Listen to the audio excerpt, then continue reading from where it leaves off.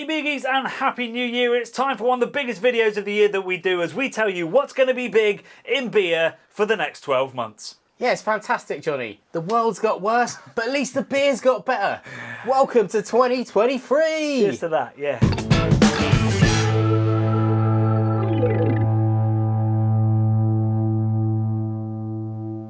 So yeah, this is the video where we play Mystic Meg. Niche reference for only Brits. Working out what's going to be big, what's going to be exciting, what's going to happen in the next 12 months in the beer industry. We're going to pick out some breweries we think are going to have a good time, and we're going to pick out definitely some styles that are going to have a good time. But we're going to start by looking back at big in 2022 to talk about whether we got our predictions right last year. Should we do a... So we've done a lot of content in the last year all about bitters, porters, classic British styles, because we've been trying to raise the profile and sing the praises of cask, like 100%. we did with Fuller's. And we genuinely think that this is going to be a little bit of a trend, both in the States and in the UK and perhaps elsewhere. But it's something that I do when I do craft beer channel research. I'm always having to try different styles. I always reach for IPA or lager like anybody else. But then I try a brown ale or a bitter and I'm like, oh my God, why do I keep going for these really hoppy numbers? We love a New England IPA. Yes. We've been championing it since 2015. But do you remember back in 2015 when the New England IPA, yeah, think about it, was exotic, unusual. It was probably coming over from the States. It was dead exciting. We were drinking something else at that point, weren't We we? were. What was it? Wait. So she runs Queer Brewing. Lots of the profit that they make goes towards trans charities. Yes. And what I wanted to talk about with this one is the idea of beer doing good.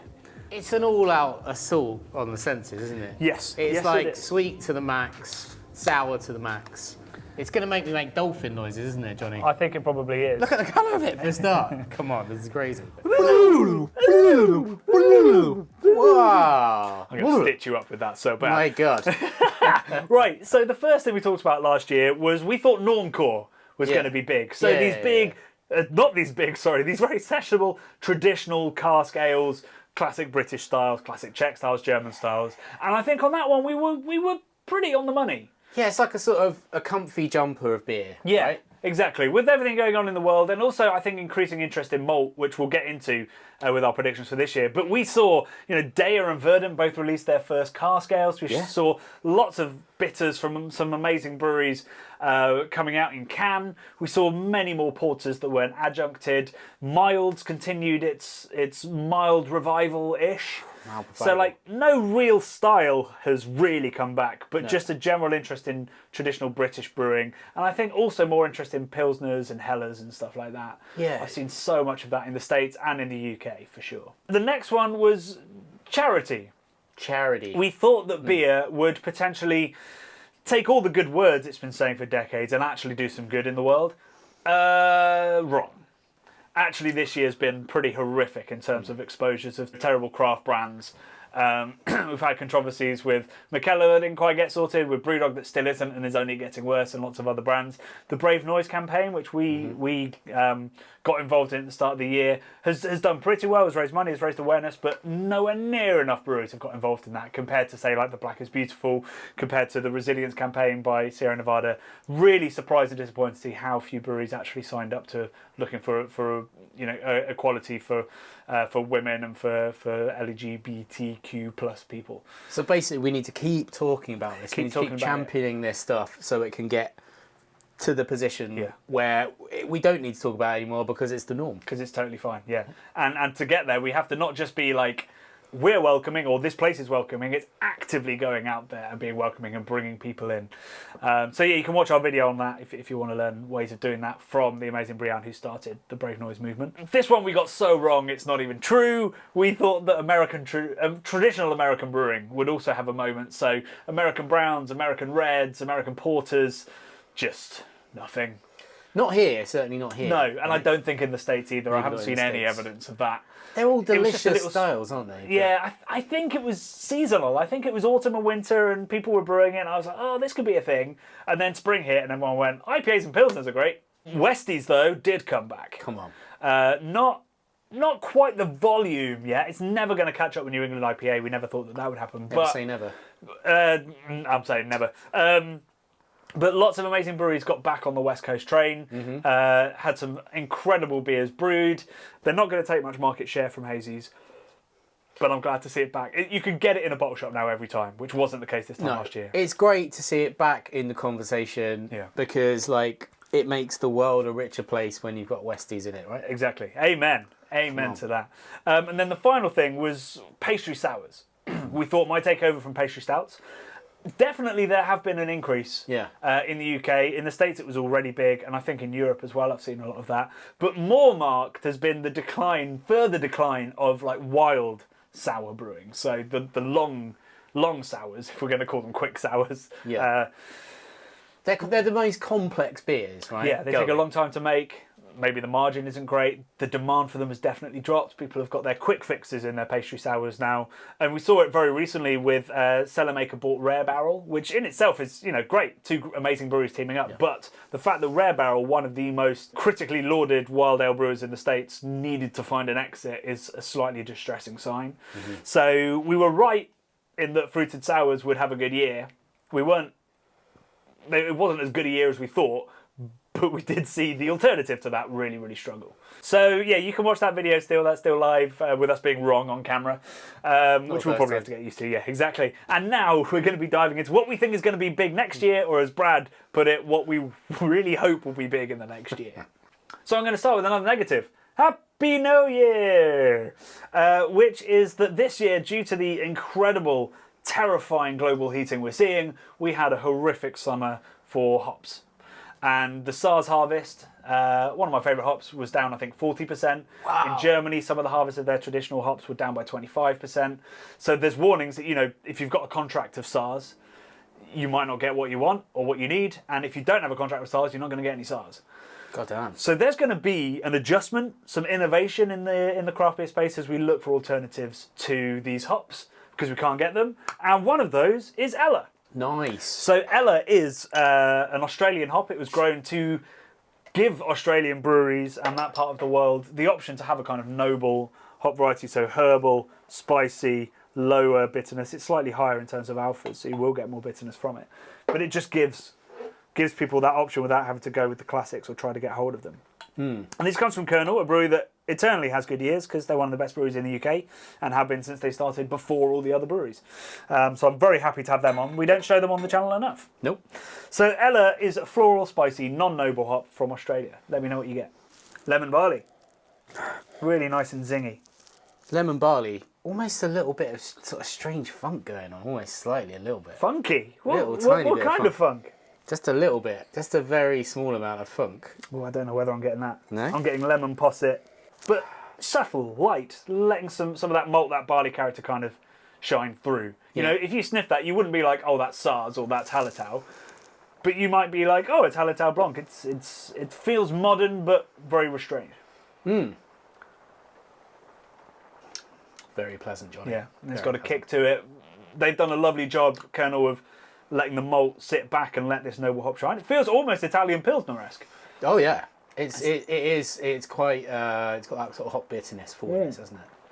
And the dryness, which is characteristic of all the Colonel sort of pale beers. Yeah, I mean, if I was tasting that blind, I'd be like, oh, it's a really nice Italian Pilsner with some continental European hops, but it's an Australian hop. Yeah. So these are the kind of hops that brewers are going to have to look to if they brew lagers. So things like Ella, there's also Sterling, which is essentially American SARS and stuff like that. So we're talking innovation in a time of change. The climate is going crazy. Yeah. Elon Musk is all about escaping to Mars, the lunatic. But we're on a mission to SARS, right? Alternatives. We're going into Interstellar. Yeah. Oh, yeah. Come on. So a positive spin on that situation, though, yeah, is, as we covered in our documentary this year, The Time Is Now, I'm hoping this will be the first year that British hops, modern British hops, get some hype. Yeah, I mean, I think if we're ever, in a time when we should be looking closer to home, things that don't have to do crazy travels around the world, add to pollution, add to greenhouse gases and all of that, it's now, right? Yeah. We should be looking what we've got in our own back garden. So this is a bit from Brew by Numbers, one of our Patreons. Thank you. And this is an all-English hopped New England IPA. So Jester, Opus, and Godiva. 3 hops that we actually sniffed in the documentary. We did. Can we get big American character from them? Let's see. Ooh.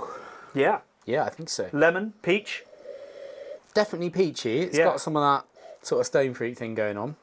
And slightly kind of floral as well. Like, yeah, like a soft floral quality. It smells really nice. It does smell maybe more muted than perhaps you'd want from a New England IPA, but actually it smells very pleasant. So we'll see if it can add the punch as well, because it doesn't necessarily need to slap you around the face. Cheers. Cheers.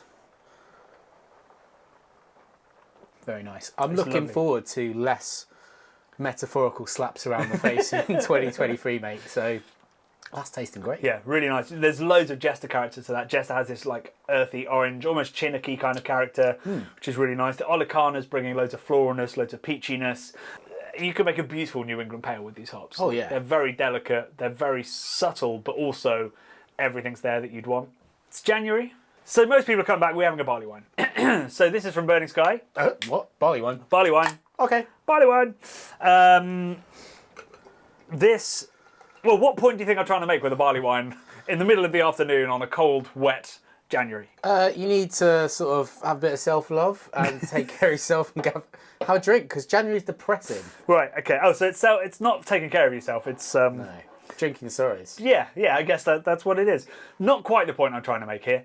My actual point is that malt is going to be trendy. Trendy malts, does eh?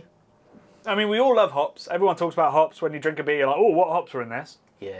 What I'm saying is, over the next 12 months, more people are going to be like, what barley's in this? So it's like a new level up, one-upmanship amongst your sort of craft beer brethren, where you're going to be like, oh yeah, what, tell us about the malt. Yeah. And what's interesting is, because we literally never talk about barley in beer, pretty much. Like, we talk about malt, and we go like, oh, it's got caramel malt in it, it's got Pilsner malt in it, it's got whatever it is. We never talk about barley. That's just kilning methods, right? Those are the ways that we kiln it. We get caramel malt. Yeah, that's the end product. Exactly. Nobody talks about the barley varieties that are underneath, and that's what I think is starting to change through the work that Crisp have been doing with their heritage malts, through the work, we've been doing. We've been working very hard to talk about these varieties. for a while. Exactly. So I think that hopefully breweries are going to start talking about actual barley varieties and how they differ in the kiln and in the brew house and in the beer. And this one is all about the great Maris Otter. Oh. So they've mentioned it on the can, which I love to see. Rich mouthfeel from with caramel notes from the Maris Otter.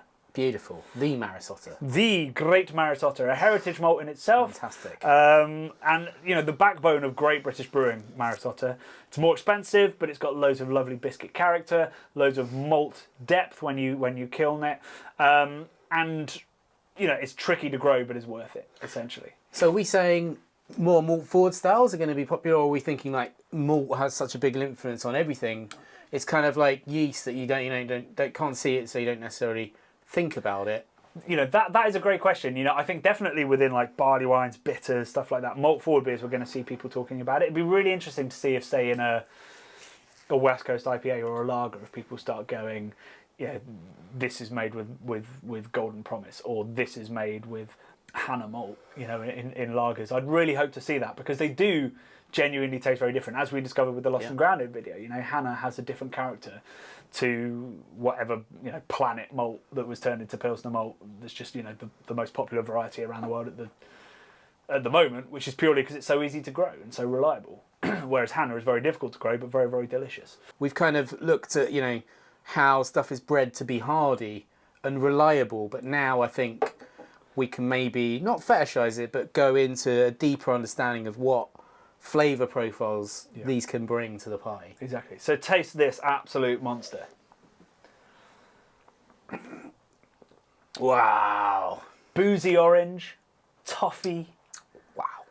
It's like a, not a toffee apple, it's a toffee orange. Toffee orange. If that's a thing at like a fair or something. It should be. I think you can make a with toffee the skin orange. on or skin off? I think skin off. Yeah. You'd peel it, somehow keep it together, dunk it in. Dip it. Yeah. That's what it is, and it's beautiful, and there's so much depth to it. It's absolutely stunning. I've served this a bit cold. Sorry, Bradley. It should be stickier, Right. Do you think it will become something that people will seek out on the can label. I mean, I do. Oh, you know, that's got Marisol in. Like we go, oh, that's got this particular hop in it. Yeah. Are we going to get to a level this year where people are having a level understanding? What we're going to get to this year is brewers labelling their beers with Championing, that, yeah. and then it's going to take a couple of years before drinkers start to recognise it, I think. So we're going to make a jump off here Yeah. that nobody ever does, but probably should, which is we're going to go from a barley wine to a low alcohol beer. So What? this, believe it or not, is a low alcohol American pale ale. It looks pretty badass. I mean, it's got a skull and like a cobra sort of snake on the front. Yeah. Now this is from Mashgang, Nice. a brewery making some noise at the moment, doing collaborations with some of the UK's best breweries. And Mashgang make exclusively low alcohol beer, but they intend to make absolutely no sacrifice in flavour. And indeed, no sacrifice in innovation. So when I went into my local bottle shop, I could have picked out a pastry stout made with cereal. I could have picked out a lager called Stoop. I did pick out this. You know, they have the full breadth. They've got extra pales, IPAs, everything you could possibly want from craft. These are all from Mashgang. All low alcohol, all from Mashgang. Now, I'm not aware of that really happening before. Low alcohol pastry stouts. Yes. And lagers, all from the same brewery. All from the same people. Wow. So they are saying you don't have to drink alcohol to enjoy the flavours of modern experimental brewing.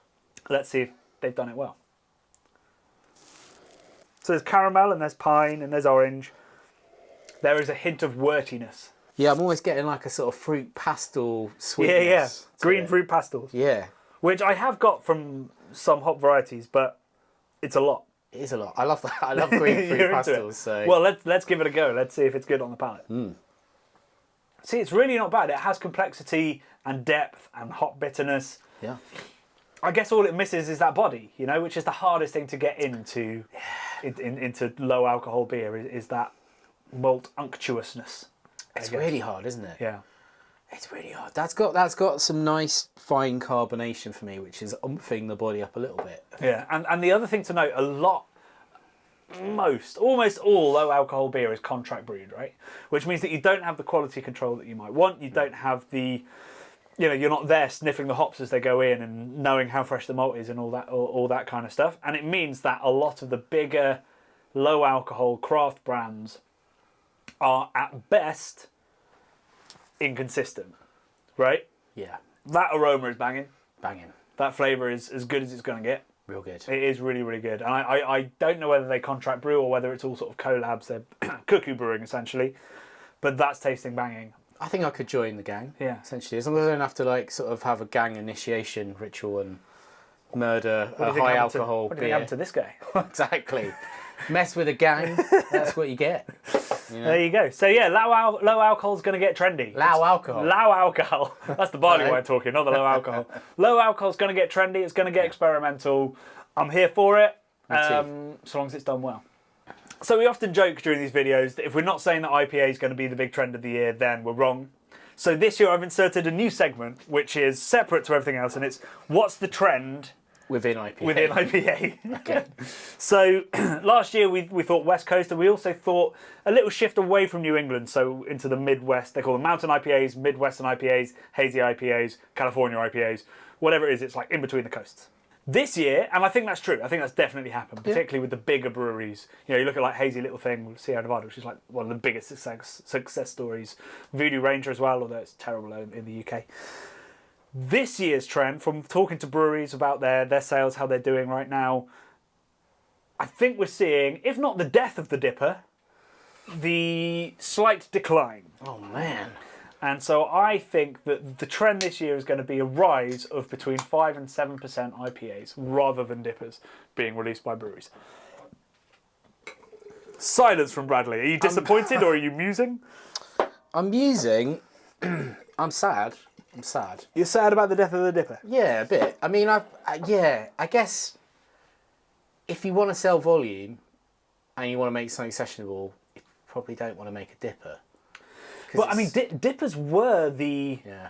That was how you made your money, you know? You Yeah, could charge a lot yeah. for Bit them. of a You got a premium. lot of hype and excitement and marketing out of it. Everybody posting about it.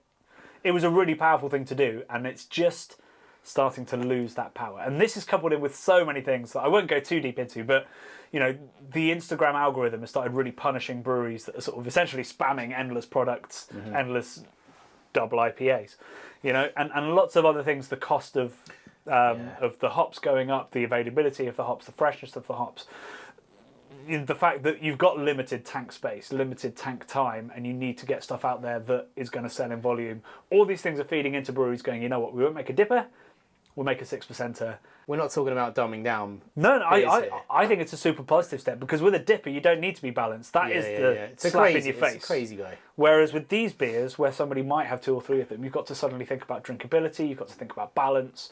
And talking of all those things, I brought my boy Baron. Love a bit of He's Baron. my local brewery. Yeah. He's had an insane year. He's only 18 months old. Sorry, the brewery is only 18 months old. He's a young brewer. He's a young brewer. And he's had a fantastic year. He's collaborated with some of the best in the UK and made some absolutely sensational beer about half an hour from where I live, and has done it on a tiny, tiny kit that he cobbled together himself. I've been amazed by how good these beers are. I hope you enjoyed this one. But so this is a 6% IPA. It's Mosaic, Galaxy and Talus. Talus, oh yeah. So we might get some The old Talus popping up again. coconutty goodness. Yeah.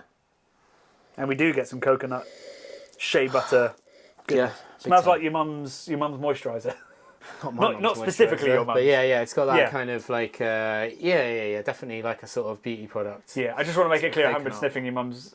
I don't think you've met my mum, have you? I've met your mum. Have you met my mum? I met your mum. I've met your mum.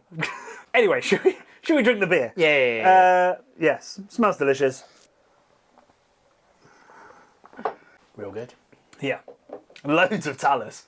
Loads of Talus. Yeah, I'm not a massive coconut boy, but I mean, I'll let it go because Baron's he knows what he's up to. It's very nice. It's what I like about this beer, and why I picked this one as being like, you know, the sensible 6%er, which is where I think IPAs might start to sort of coalesce.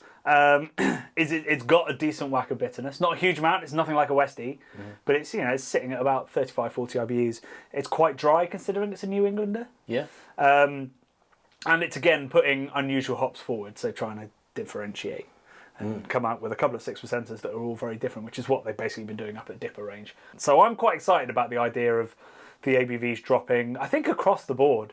You know, I think whether it's a session New England IPA or whether it's a double New England IPA, I think everything's just shifting slightly. Yeah, just reining it in a little bit as we be a little bit more sensible about the money in our wallets and a little bit more sensible about the alcohol we're consuming, and a little bit more sensible as breweries about being running a tight ship, I guess.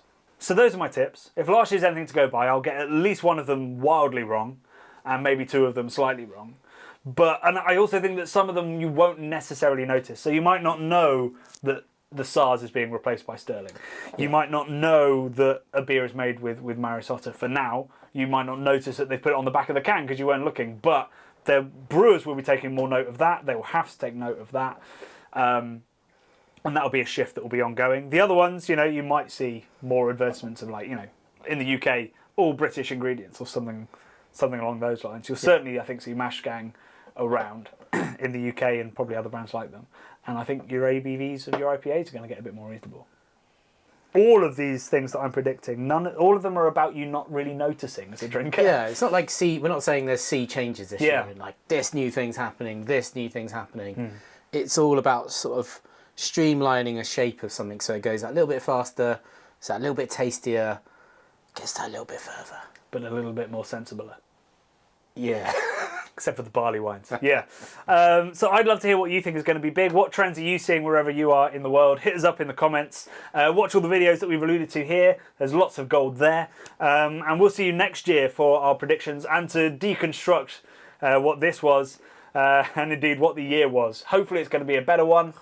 Please. Hopefully it's going to be a better one. And hopefully we'll have some wonderful news in what's going to be big in 2024. I'll drink to that, mate. Good Lord.